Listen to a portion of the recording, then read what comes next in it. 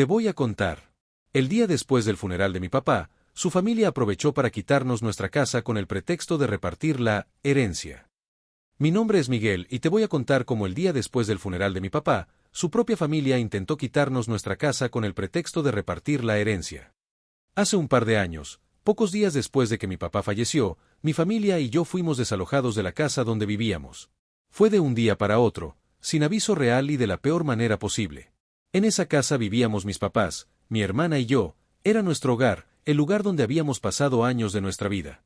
La casa había sido comprada a mis abuelos, pero aún así, la familia de mi papá llegó y nos sacó, incluso usando violencia. No hubo tiempo de asimilar la muerte de mi papá ni de entender lo que estaba pasando, simplemente, un día ya no teníamos casa. Mi papá era el más chico de 5 hermanos. Durante prácticamente toda su vida, mis abuelos mantuvieron en secreto que eran dueños de algunas casas y propiedades pequeñas. Nada exagerado, pero sí lo suficiente como para vivir de las rentas. Según me contó mi mamá, todo salió a la luz cuando mis abuelos decidieron jubilarse. Fue en ese momento cuando reunieron a sus hijos y les dijeron que tenían al menos una casa para heredar a cada uno y un par de locales. No les pedían demasiado, lo único que necesitaban era que cada hijo se hiciera responsable de cobrar la renta del lugar que eventualmente heredaría. A partir de ese día, mis abuelos solo recibirían el 50% y el otro 50% sería para cada uno de sus hijos. El problema fue que no todas las propiedades estaban en las mismas condiciones. 2 de las casas no estaban rentadas, una de ellas estaba lista para hacerlo, pero la otra, que era la más grande, aunque no por mucho, había quedado en muy mal estado. Los últimos inquilinos la habían dejado bastante maltratada y necesitaba muchas reparaciones antes de poder volver a rentarse. Después de explicar todo esto, mis abuelos dejaron claro que aún no estaba decidido quién se quedaría con cada propiedad. Lo único que querían era que todos estuvieran enterados y que lo tomaran en cuenta, ya que solo era cuestión de tiempo para que todo quedara asentado legalmente y así evitar problemas después de su fallecimiento. Mi mamá siempre recuerda que, desde ese momento, más de uno de mis tíos y sus respectivas parejas se sintieron ofendidos. Les molestó que mis abuelos pensaran que podrían ser problemáticos con el tema de las herencias. Ellos creían que eran diferentes, como si no hubiera necesidad de dejar todo en regla legalmente.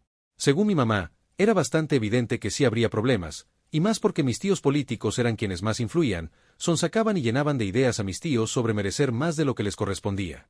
Después de esa reunión, mis papás hablaron entre ellos. Lo pensaron bastante y al final tomaron una decisión importante. Usarían los ahorros que tenían destinados para dar el pago inicial de una casa y, en lugar de eso, le ofrecerían a mis abuelos comprarles la casa más grande. La idea era dar ese primer pago y terminar de pagarla poco a poco, dándoles una especie de renta. Sabían que la casa necesitaba reparaciones y que no tenían idea real de todo a lo que se enfrentarían durante la remodelación, pero aún así decidieron tomar el riesgo porque lo veían como una oportunidad. Mi papá fue quien presentó el plan. Se sentó con mis abuelos y les explicó cómo, junto con mi mamá, habían pensado comprarles la casa, cómo se organizarían con los pagos y todo lo demás. Al principio, mis abuelos se negaron. Ellos ya tenían una idea clara de cómo querían repartir cada propiedad entre sus hijos. Aún así, mi papá insistió y, después de pensarlo durante bastante tiempo, aceptaron, aunque pusieron varias condiciones. La primera condición fue que el dinero que mis papás tenían para dar como primer pago debía usarse para hacer las reparaciones mínimas indispensables para que la casa fuera habitable. La segunda fue que no aceptarían que mi papá se quedara sin nada, así que uno de los locales sería lo que él recibiría como herencia, ya que querían darle algo igual que a todos los demás. Por último, pidieron vivir con nosotros en esa casa. La idea era vender la casa donde ellos vivían en ese momento, que era la más vieja de todas, y usar el dinero de esa venta para poder mantenerse. Además, mis abuelos fueron honestos y nos dijeron que, si aceptaban el trato, también era porque querían usar parte de ese dinero para adelantar un par de viajes que tenían planeados desde hacía mucho tiempo.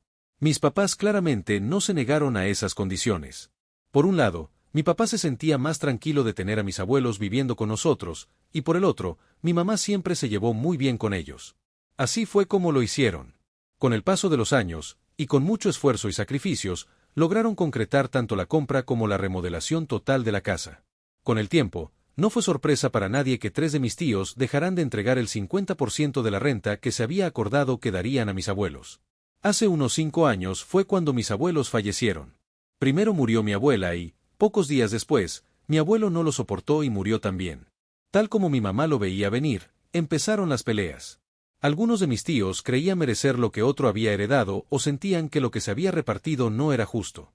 Aunque todos sabían del trato que habían hecho mis papás con mis abuelos, durante los años posteriores a su muerte, no dejaron de lanzar comentarios al aire sobre vender la casa o recibir renta por parte de mis papás, porque según ellos era lo justo. Mi papá ya no quiso seguir soportando esos comentarios, que con el tiempo se volvían más intolerables. En la siguiente ocasión que los vio, decidió encararlos y hacerles saber su molestia. Lo que fue completamente inesperado para él fue que, en lugar de recibir una disculpa, lo acusaran de haberse aprovechado de mis abuelos. Estaban convencidos de que mis papás nunca habían terminado de pagar la casa y que la mayor prueba de eso era que a mi papá también le habían heredado un local. Mi papá intentó seguir dialogando con ellos, pero fue imposible. Todo se salió de control, hubo insultos, amenazas y, desde ese día, mi familia cortó relación con la mayoría de mis tíos. Todos pensamos que ahí iba a terminar todo. Pero lo peor vino un par de años después, cuando mi papá falleció en un accidente de tránsito. Fue completamente inesperado. Aún así, mi mamá y yo decidimos avisar a todos sus hermanos. A pesar del distanciamiento, seguía siendo su hermano. Un día después de haber enterrado a mi papá, y sin ningún aviso previo, llegaron varias personas a la casa. Entre ellas venía un abogado. Lo primero que nos dijeron fue que debíamos pagar en ese mismo momento el equivalente a los meses de renta acumulados desde que mis abuelos habían fallecido. Además, si queríamos seguir viviendo ahí, teníamos que llegar a un acuerdo para firmar un contrato formal de renta. Todo esto, a pesar de que legalmente éramos dueños de un porcentaje de la casa. De lo contrario, nos desalojarían en ese mismo momento. Mi mamá, mi hermana y yo no supimos cómo reaccionar. Mi mamá intentó mantenerse firme y pidió que le explicaran qué estaba pasando. Dijo claramente que, si no había una explicación clara, no nos moveríamos de la casa ni daríamos ningún pago. Nadie quiso explicarnos nada.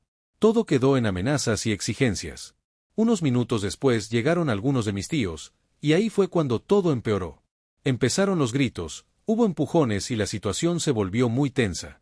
La única razón por la que no se salió completamente de control fue porque había policías presentes y porque varios vecinos se acercaron a nosotros para ofrecernos apoyo y no dejarnos solos. Cuando las cosas parecían empezar a tranquilizarse, llegó otro abogado. Él tomó el control de la situación casi de inmediato. Se llevó a mis tíos al otro lado de la calle y, desde donde yo estaba, se notaba molesto. Incluso podría decir que los estaba regañando. Después de hablar con ellos, se ofreció a hablar con mi mamá. Lo que pasó después se me hizo eterno. Cuando finalmente regresó, mi mamá estaba entre lágrimas y con un semblante de completa tristeza. Nos confirmó a mi hermana y a mí que teníamos que irnos de ahí. Después de ver su cara, no pusimos ninguna objeción. No teníamos el dinero que nos estaban exigiendo y todo era demasiado confuso. Hasta donde yo sabía en ese momento, esa casa la habían comprado mis papás a mis abuelos. Desde ese momento, todo pasó muy rápido. Lo único que recuerdo con claridad son las miradas de alegría de algunos de mis tíos, y en contraste, la amabilidad de los vecinos ayudándonos a ver cómo mover y resguardar la mayor parte de nuestras cosas. Cuando reaccionamos, ya íbamos camino a un hotel, después de haber llevado lo poco que logramos sacar a una bodega. Ese día terminó con un cansancio que no sabría describir. Alcanzamos a cenar algo en el restaurante del hotel. Mi hermana y yo insistimos en saber qué estaba pasando, pero no fue sino hasta que ya estábamos en la habitación cuando mi mamá nos explicó la situación. Lo que ella recordó que le dijo el abogado fue que todos mis tíos habían firmado para que él llevara el proceso de reclamar su parte de la herencia de la casa. Todo había avanzado porque, por irresponsabilidad, mis papás no habían terminado el papeleo para hacer el traspaso oficial y que la casa quedará legalmente a nombre de mi mamá o de mi papá. Al parecer, no sabemos cómo, pero alguno de mis tíos consiguió los papeles de la propiedad y con eso lograron que el proceso avanzara más rápido y pudieran reclamar la casa. Al día siguiente, con la mente un poco más despejada, mi hermana y yo le preguntamos a mi mamá si no había algo que se pudiera hacer, si no existía algún papel o prueba que respaldara que ellos habían pagado la casa por completo. Mi mamá nos dijo que sí.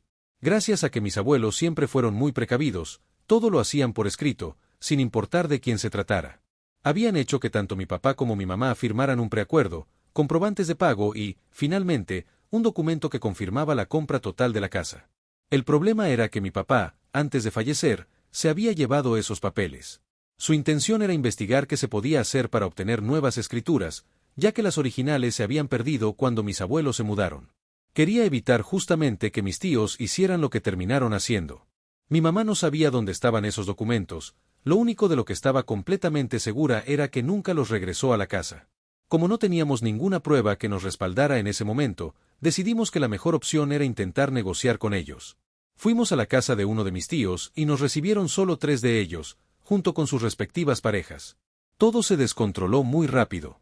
Se ofendieron cuando mi mamá les pidió, al menos, que nos dejaran sacar el resto de nuestras cosas, ya que los muebles nos pertenecían. También les recordó que ellos, o sea mis papás, habían pagado todas las remodelaciones de la casa y que el dinero que exigían por las supuestas rentas era una cantidad muy alta. Después de los gastos funerarios, no teníamos casi nada, y mucho menos para pagarles todo en el plazo de un solo mes que nos habían dado. Nadie dio un solo argumento. De pronto todo se convirtió en insultos. Mi mamá intentó calmarlos, pero en un momento una de mis tías políticas la abofeteó. Nos sacaron de la casa a empujones. No había mucho que hacer después de eso. No había forma real de actuar en ese momento. Durante las siguientes 2 semanas logramos encontrar un lugar para rentar y mover todas nuestras cosas. Vendimos los 2 autos que teníamos. El local no podíamos venderlo porque todavía estaba a nombre de mi papá. Fue entonces cuando se nos ocurrió llamar a mi tía Olivia. Ella fue la única que no estuvo presente burlándose de nosotros cuando nos sacaron de la casa, ni tampoco durante el intento de arreglo.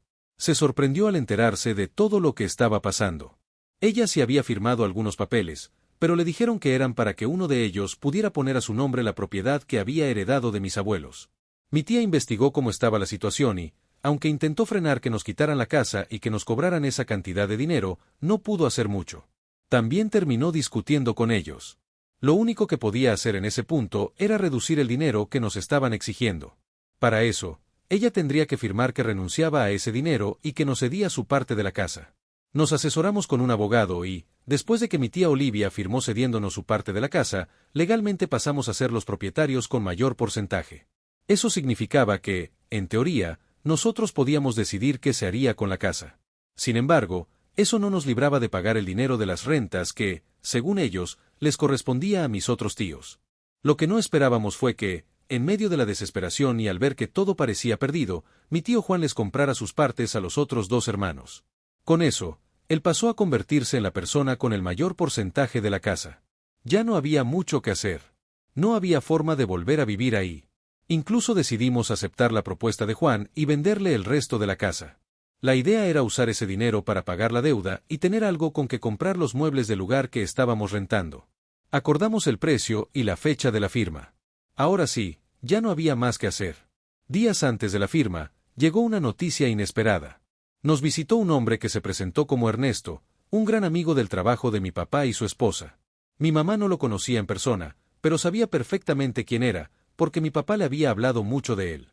Habían sido reclutados al mismo tiempo y fueron ascendiendo al mismo ritmo, lo que los volvió muy cercanos. Ernesto nos explicó que había ido porque no sabía qué hacer con las cosas que mi papá había dejado en su oficina.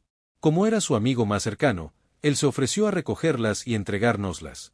Ya estaba enterado de todo lo que nos había pasado y nos dijo que lo lamentaba mucho. No podía creer hasta dónde podía llegar la ambición de las personas. Nos entregó las cosas. Todo venía dentro de una caja de cartón. Mientras le contábamos los detalles sobre lo que estaba pasando con la casa, mi mamá empezó a revisar el contenido entre lágrimas. Mi mamá sacó primero una laptop y, enseguida, un folder que reconoció al instante. Lo tomó con rapidez y, apenas lo abrió, confirmó lo que era. Eran los documentos que comprobaban la compra-venta de la casa. Mi mamá gritó. Literalmente gritó. Nos asustó a todos. Se levantó de inmediato y abrazó a Ernesto y a su esposa, sin dejar de llorar, repitiendo que no sabía cómo agradecerles lo que habían hecho por nosotros. Yo me acerqué, tomé los papeles y empecé a leer. No me tomó mucho entender lo que tenía enfrente. Volteé con mi hermana y le dije qué era. Nos abrazamos ahí mismo mientras llorábamos. Cuando logramos calmarnos un poco, les terminamos de explicar a Ernesto y a su esposa toda la situación con la casa. Ellos seguían sin dimensionar del todo lo que había dentro de ese folder, así que mi mamá les dijo que esos eran los documentos que acreditaban que mis papás habían comprado la casa a mis abuelos. Ernesto, sin pensarlo mucho, ofreció contactar a uno de los abogados de la empresa, quien también había sido amigo cercano de mi papá y tenía experiencia en ese tipo de casos.